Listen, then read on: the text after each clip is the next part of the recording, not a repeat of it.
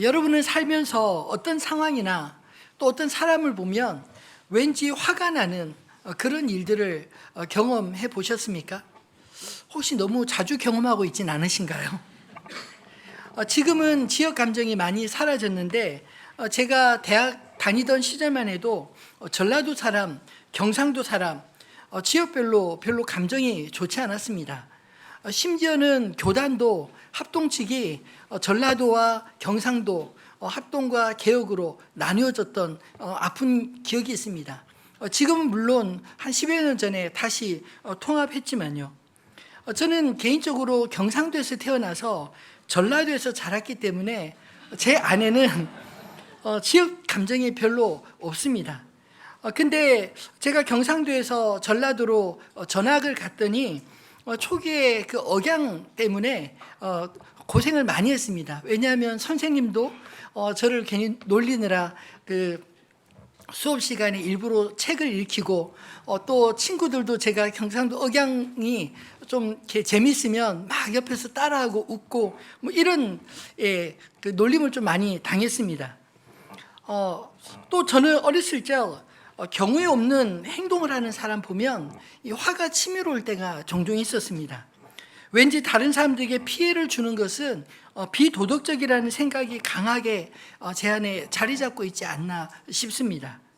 여러분은 어떤 때 불편해지고 또 화를 다스리기 힘드신가요? 오늘 우리가 읽은 본문의 말씀은 예수님의 제자 가운데 세리였던 한 사람, 오늘 본문에는 레위라고 기록하고 있지만 우리가 잘 아는 세리 마태를 제자로 부르는 장면입니다. 당시 사람들은 대부분이 이름이 여러 개였습니다.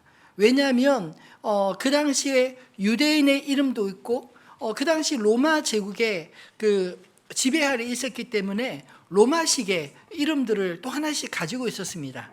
그래서 오늘 이 본문의 레위는 유대식 이름이라면 로마식 이름은 우리가 잘 아는 마태라고 불렸습니다. 베드로도 유대 이름은 원래 시몬이었는데 베드로는 로마식 이름으로 불리지 않나요? 이해가 쉽기 위해 오늘은 그냥 우리가 잘 아는 마태로 통일해서 부르겠습니다. 마태는 예수님을 만나기 전에 세리였습니다. 큰 길가에 위치한 세관에 앉아 다니는 사람들의 통행세며 또 장사하는 사람들의 자리세 등 로마를 위해 세금을 징수하는 일을 했습니다. 그렇게 세관에 앉아 자기 일을 하고 있는 마태에게 예수님이 다가오셔서 대뜸 나를 따르라 말씀하셨더니 마태가 신이나 세리 일을 때려치고 예수님을 따랐다. 오늘 성경은 그렇게 말하고 있지 않나요? 마태는 예수님의 부르심이 얼마나 신났는지 예수님과 따르는 제자들 그리고 자신의 친구들을 자기 집으로 초청해서 큰 잔치를 베풀었습니다. 그 정도로 이 마태는 재력이 있었던 사람 같습니다. 아마도 마태는 예수님을 따라 집을 나서기 전에 함께했던 직장 동료들과 또 함께 어울렸던 그런 친구들을 불러서 자신이 따르기로 한 예수님을 만나게 해주고 싶었던 게 아닐까요? 그런데 이처럼 기쁨으로 잔치를 준비하고 또 함께 참석했던 사람도 있었던 반면에 반대로 마태의 집에서 벌어지고 있는 이 잔치를 아주 불쾌하게 바라보는 시선도 있었습니다. 심지어 오늘 본문에 보면 대놓고 잔치집에 찬물을 끼얹는 말까지 하지 않나요? 너희가 어찌하여 세리와 죄인과 함께 먹고 마시느냐? 누구한테 한 말입니까? 예수님의 제자들에게 한 말이었습니다. 이 말은 곧 예수님 들으라고 큰 소리로 한 말이지 않나요? 그들은 왜 이 바리새인들은 그 잔치를 불편하게 느꼈을까요? 왜냐하면 바리새인들은 세리와 함께 밥을 먹는 것 자체가 그들은 용납할 수 없었기 때문입니다. 예수님 당시의 세리라는 직업은 로마 제국을 위해 이 동포들의 고요를 빼내는 세금을 걷는 직업이기 때문에 이 세리라는 직업 자체가 바리새인들뿐만 아니라 모든 유대인들에게 아주 불편했습니다. 그런 그들과 함께 밥을 먹는다? 이것은 마치 그들과 같이 친구가 되는 것이라 생각했기 때문에 그들의 마음이 불편했던 게 아닐까요? 근데 여러분 생각해 보십시오. 지금 이 잔치는 누가 누구를 위해 베푼 잔치입니까? 마태가 예수님과 친구들을 초청해서 베푼 잔치입니다. 사실 그 명단 속에 바리새인들은 빠졌을지 모릅니다. 바리새인들은 그저 예수님 뭐 하러 다니시나 구경하고 감시하려고 따라온 입장이 아닌가요?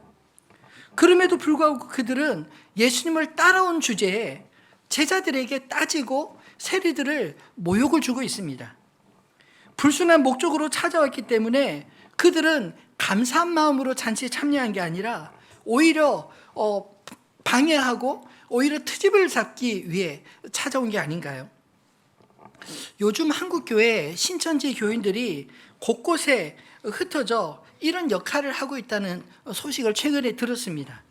그들은 주중에는 열심히 훈련받고 우리 교회가 하는 훈련은 저리 가랍니다. 매일같이 한 서너 시간씩 훈련을 받고 주일에는 자체 예배가 없기 때문에 한국교회 곳곳으로 흩어져서 가서 예배 방해하라고 그렇게 시킨다고 합니다.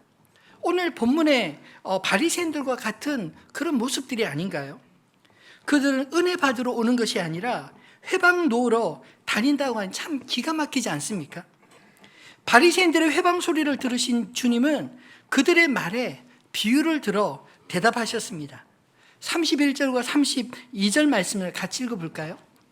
예수께서 대답하여 이르시되 건강한 자에게는 의사가 쓸데없고 병든 자에게라야 쓸데있나니 내가 의인을 부르러 온 것이 아니요 죄인을 불러 회개시키러 왔노라. 아멘.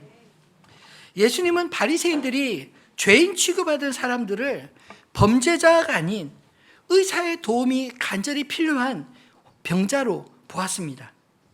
병이 든 사람은 의사가 필요하지 않나요? 그래서 의사로 오신 예수를 그들은 기쁘게 영접하고 즐거이 예수님께 나왔던 것입니다.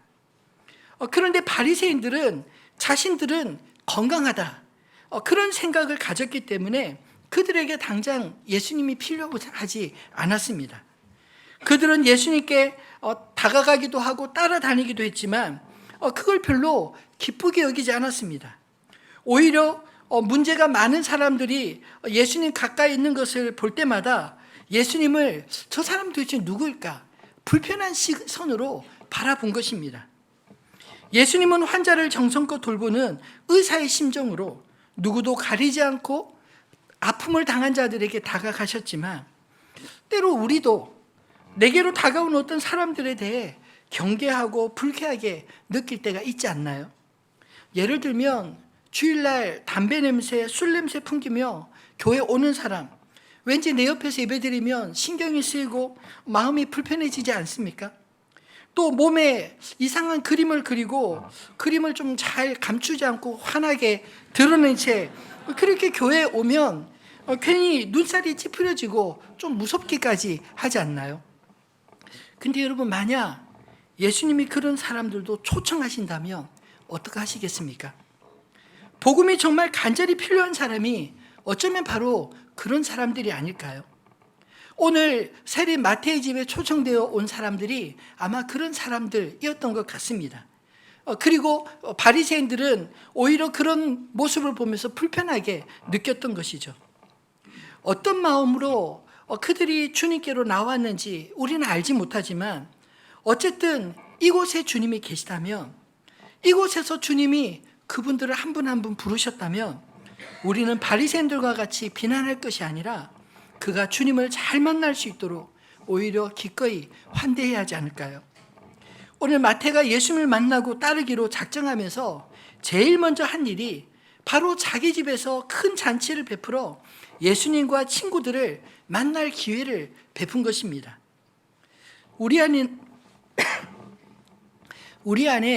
나도 모르게 편하게 생각되는 것이 있는가 하면 나도 모르게 불편하게 느껴지는 그런 감정들이 잠재되어 있지 않나요?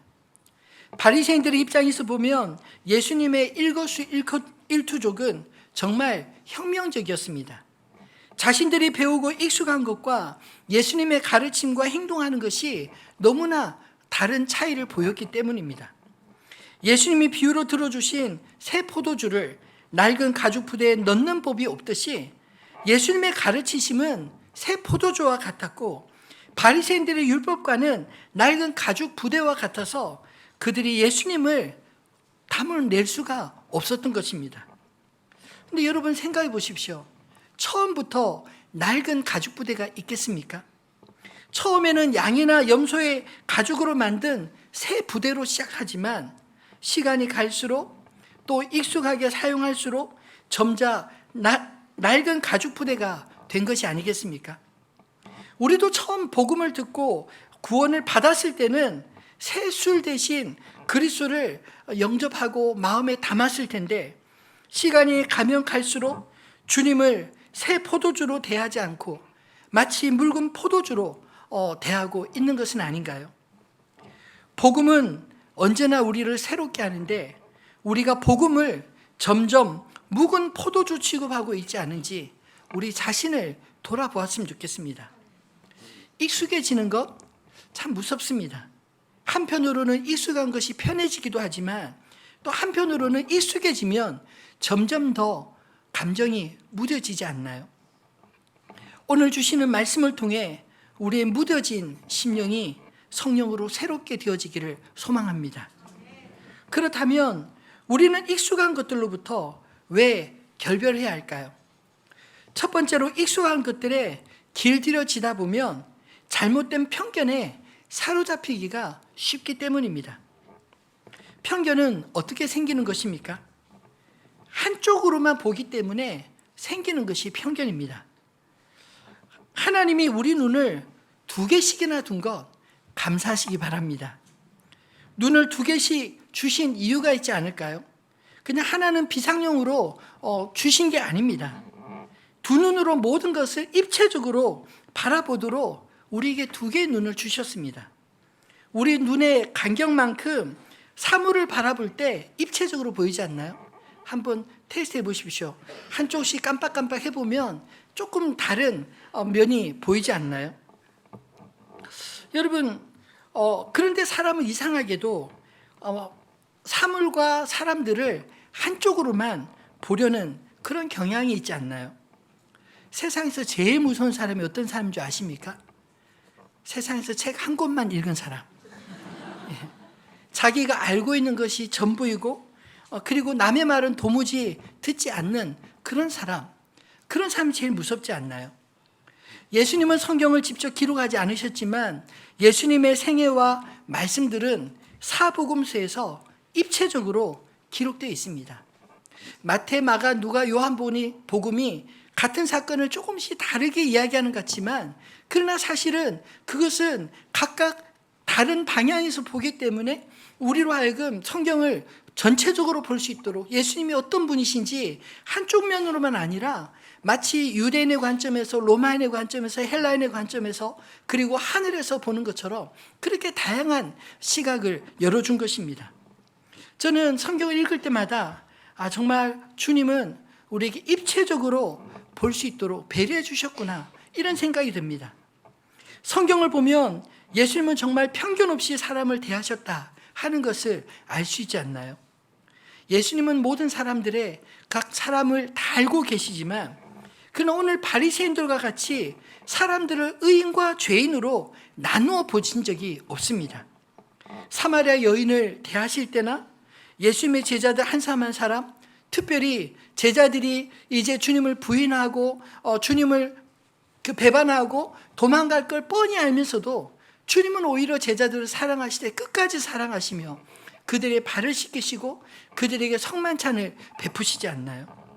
심지어 가룟 유다와 빌라도 앞에서조차 주님은 자비로우셨고 그들의 현재만 아니라 그들의 중심을 보고 한결같이 주님은 대하셨습니다. 오늘 마태의 집에서 세리들과 그들의 경건하지 못한 친구들을 죄인 취급하던 바리새인들과 정말 차원이 다르지 않나요? 바리새인들은 사람들의 껍데기만 보고 그들의 직업이나 출신이나 재산 등으로 판단했지만 예수님은 오직 하나님의 눈으로 사람들이 바라보지 못하는 그들의 필요와 그들의 상처와 그들의 아픔을 보듬으셨습니다. 비록 남들에게 비난받는 일을 하던 세리라 할지라도 심판받아야 할 죄인으로 보신 게 아니라 지금 당장 치료가 필요한 병든 자, 고장난 인생으로 보아주신 게 아닐까요? 그래서 오히려 환자를 더 가까이서 돌보시려 그들 가까이 찾아가신 것입니다. 오직 주님만이 그들을 편견 없이 대해주셨습니다. 그래서 예수님을 만난 사람들이 고침을 받는 것은 예수님만이 진정한 치유자 되시고 예수님만이 진정으로 자신들을 바라보아 주었기 때문 아닌가요? 있는 그대로 보아 주셨기 때문에 예수님께 나아오는 것을 꺼리는 자가 없었습니다. 자신이 병든 것을 아는 사람, 그 병을 오직 예수님만이 고쳐줄 줄 아는 사람은 주님께 나와 모두가 치유를 받지 않았나요? 하지만 주님도 고쳐주지 못하는 병이 있습니다. 제가 생각하니까 한 두 가지 되는데, 하나는 나는 아무런 문제가 없어, 나는 건강해 라고 생각하는 교만병과, 다른 것은 다 믿고 쫓아다녀도 나는 예수만은 절대로 안 믿어 라고 하는 불신병. 주님도 어쩔 수 없지 않나요? 비록 사람들에게 손가락질 당하는 자리에 있을지라도 주님만이 나를 고쳐주실 수 있음을 믿고 주님께 나오는 자는 소망이 있는 줄을 믿으시기 바랍니다. 예수님은 바리새인과 세리처럼 지독한 편견을 깨트리시는 또 하나의 비유를 들려주셨습니다. 누가복음 18장 9절로 14절 말씀을 같이 읽어볼까요? 또 자기를 의롭다고 믿고 다른 사람을 멸시하는 자들에게 이 비유로 말씀하시되, 두 사람이 기도하러 성전에 올라가니 하나는 바리새인이요 하나는 세리라. 나는 사람들 곧 토색 불이 가늠하는 자들과 같지 아니하고 이 세리와도 같지 아니함을 감사하나이다. 나는 일에 2번씩 금식하고 또 소득의 11조를 드리나이다 하고, 세리는 멀리 서서 감히 눈을 들어 하늘을 쳐다보지도 못하고 다만 가슴을 치며 이르되 하나님이여 불쌍히 여기소서, 나는 죄인이로소이다 하였느니라. 내가 너에게 이르노니 이에 저 바리새인들이 아니고 이 사람이 의롭다 하심을 받고 그의 집으로 내려갔느니라. 무릇 자기를 높이는 자는 낮아지고 자기를 낮추는 자는 높아지리라 하시니라. 아멘. 두 사람의 기도 가운데 하나님은 누구의 기도를 들어주셨다, 누구의 기도를 들으시고 의롭다 하셨습니까? 바리새인이 아니라 세리의 기도였습니다. 왜요? 오늘 말씀하신 것처럼 바리새인은 자신에게는 아무런 문제가 없다고, 저 세리가 문제입니다 라고 기도하고 있지 않습니까? 근데 그 기도처럼 그에게는 정말 예수님이 필요 없는 사람이었기에 그는 주님을 만나러 온 것이 아니라 자기 자랑만 성전에서 떠들썩하게 하고 성전을 떠난 것입니다. 그런데 세리는 성전에 들어올 때부터 자신이 죄인임을 고백하며 하나님의 은혜를 구하지 않습니까? 주여 나는 죄인으로서이다, 나를 불쌍히 여기소서. 그래서 세리는 주님으로부터 죄 사함을 받고 돌아갔기에 그가 바리새인보다 더 의롭다함을 받게 된 것입니다. 바리새인은 자신의 죄를 그대로 가지고 돌아갔지만 세리는 예수 그리스도의 십자가의 사함을 받은 게 아니겠습니까? 이처럼 주님을 필요로 하는 사람들이 다 되시기를 주님의 이름으로 축원합니다. 실제로 세리 마태는 자신에게 익숙했던 세관에서 떠나 예수를 따랐던 사람입니다. 어부들은 베드로나 야고보와 요한 같은 사람들은 예수님을 잠시 떠났을 때 그들은 돌아갈 바다라도 있지 않았나요? 그러나 세리 마태 입장에서는 세관을 떠나 예수를 따라간다는 것, 그것은 이제 세리직을 버리고 다시는 돌아올 수 없는 길을 간다, 이런 뜻입니다. 얼마나 순수한 결단인가요? 그런데 바리새인들은 예수님을 쫓아다니기만 했지 그들은 자신들에게 익숙한 율법으로부터 떠나지 못했습니다. 율법보다 더 크신 주님을 만나서도 자신들에게 익숙한 율법으로 예수를 보려했기 때문에 결국 낡은 베옷에 새 옷 조각을 붙일 수 없음 같이, 낡은 가죽 부대에 새 포도주를 담을 수 없음 같이 예수님을 받아들이지 못하고 구원받지 못한 인생이 되고 만 게 아닌가요? 제발 저와 여러분은 우리 안에 잘못된 편견을 만드는 익숙한 것들로부터 결별할 수 있기를 주님의 이름으로 축원합니다. 두 번째로 왜 익숙한 것들로부터 돌아서야 합니까? 익숙한 것에 매여서 새로운 것을 복음을 받아들일 수 없기 때문입니다. 바리새인들의 두 번째 항의 내용을 33절에 보면 이렇게 말하고 있습니다. 그들이 예수께 말하되 요한의 제자는 자주 금식하며 기도하고 바리새인들의 제자들도 또한 그러하되 당신의 제자들은 먹고 마시나이다. 바리새인들이 마태의 집에서 불편했던 두 번째 이유는 무엇입니까? 지금이 먹고 마실 때냐? 로마의 앞잡이 세리 집에서 지금 밥이 넘어가느냐? 이런 이야기를 하는 것입니다. 예수를 향한 온갖 불신과 불만을 쏟아내고 있지 않나요? 그 이면에는 어떤 마음이었을까요? 우리는 지금 나라를 위해 금식할 만큼 의롭고 경건한데, 아니 당신들의 수준은 세례와 함께 먹고 마시는 그 정도 수준인 거 보니 한심하다, 혀를 차며 그렇게 함부로 말하고 있지 않나요? 여전히 자신들은 의인이고 당신들은 죄인과 같은 부류라고 비난하고 있는 것입니다. 여러분, 예수님이 금식을 안 하셨나요? 공생애를 시작하기 전에 40일을 금식하시고 마귀의 시험을 받지 않으셨습니까? 그럼에도 불구하고 예수님은 공생애기간 동안 내가 40일 금식했어 이렇게 떠벌리고 다닌 적이 없습니다. 그런데 지금 오늘 본문에 보면 그들은 예수께 자신들의 금식을 마치 자신들의 경건을 나타내는 도구처럼 그렇게 자랑하고 있지 않나요? 어쩌면 이날도 그들이 일주일에 2번 금식하던 월요일이나 목요일이었던 것 같습니다. 세례 요한의 제자들은 세례 요한이 잡히고 그리고 순교 직전이었기에 그들은 요한을 위해서 금식하며 시시때도록 기도했습니다. 바리새인들의 제자들은 그들의 율법대로 일주일에 2번 금식하며 지금 예수의 제자들이 금식하지 않는 것을 바라보면서 은근히 자신들과 비교하면서 당신들은 그것도 안 해? 이렇게 뻗대기고 있는 것이죠. 그 말을 듣고 예수님은 뭐라고 대답하셨을까요? 34절로 35절 말씀을 같이 읽어보겠습니다. 예수께서 그들에게 이르시되 혼인집 손님들이 신랑과 함께 있을 때 너희가 그 손님으로 금식하게 할 수 있느냐? 그러나 그날이 이르러 그들이 신랑을 빼앗기리니 그날에는 금식할 것이니라. 아멘. 예수님은 지금 제자들이 처한 상황을 혼인집에서 신랑과 함께 있는 손님으로 비유하고 있습니다. 여러분, 오늘 이 본문 말고 마태복음 22장 1절로 12절 말씀해 보면 왕이 아들을 위해 베푼 혼인잔치의 비유가 나옵니다. 아마 그 비유를 여러분 다 아실 줄 압니다. 그 본문을 보면 오늘 본문과 그 마태복음 22장의 혼인잔치 비유를 보면 지금 신랑과 함께 있는 이 손님이라고 표현한 의미가 무엇인지 명확하게 보이지 않나요?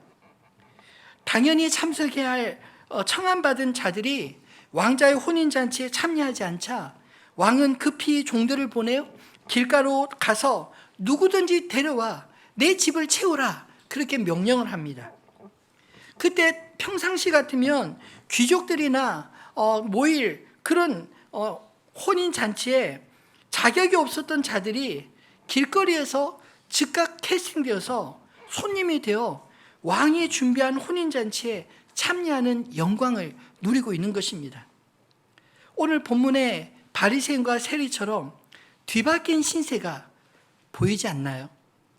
바리새인들은 율법을 통해 이미 왕의 혼인잔치에 초청받은 사람들인데 그들은 오히려 혼인잔치를 이렇게 거부하고 전혀 예상하지 못했던 세리들과 그들이 죄인 취급받은 사람들이 바로 그 자리에 예수님과 함께 있지 아니합니까? 그러므로 예수님은 금식 타령하며 자신들의 의로움만 자랑하는 바리새인들에게 지금은 신랑과 함께 잔치할 시간이지 금식할 시간이 아니다 라고 말합니다. 다만 신랑이 빼앗길 때에는 금식할 것이라 말씀하시면서 예수님의 죽음에 대해 미리 예고하고 있지 않나요? 예수님은 혼인잔치의 비유처럼 우리에게 자격이 없으나 신랑 되신 주님의 혼인잔치에 초대받은 손님으로 비유하고 있는 것입니다. 바리새인들은 어찌하든 제자들을 깎아내리고자 했지만 예수님은 오히려 그들이 받은 은혜가 그리스도를 거부한 바리새인들은 구경도 하지 못하는 축복의 자리임을, 신랑의 혼인 자리에 참여한 손님임을 그렇게 말씀하고 있지 않나요? 그리고 주님은 바리새인들이 자꾸만 놓치는 것이 무엇인지 두 가지 비유를 통해 다시 설명하고 있습니다. 그들이 붙들고 익숙하여 버리지 못한 것들, 즉 낡은 옷과 같고 낡은 가죽 부대와 같아서 새 옷과 하나 될 수 없고 새 포도주를 담을 수 없는 그들의 형편을 지적하고 있지 않나요? 특별히 마지막 39절 말씀을 보면 인상적입니다. 묵은 포도주를 마시고 새 것을 원하는 자가 없나니 이는 묵은 것이 좋다 함이라. 무슨 말인가요? 그들은 익숙한 것, 그것이 곧 진리라고 믿는 자들이었습니다. 그래서 새 것을 거부한다라는 것이죠. 물론 실제로 포도주는 오래될수록 좋다는 것은 상식입니다. 그러나 이 비유에서의 핵심은 무엇이냐면 낡은 부대, 가죽 부대로는 도무지 새 포도주를 넣을 수 없다는 것입니다. 그들은 지나간 세월에 취해서 하나님이 행하실 새 일을 맞이하지 못하고 거부하고 말았던 것입니다. 그러면 결국 그들의 복은 누가 받게 되나요? 새 부대를 준비한 사람들이 새 포도주를 받지 않겠습니까? 오늘 본문에 보면 새 포도주는 새 부대에 넣어야 할 것이니라. 사랑하는 성도 여러분, 오해하지 마십시오.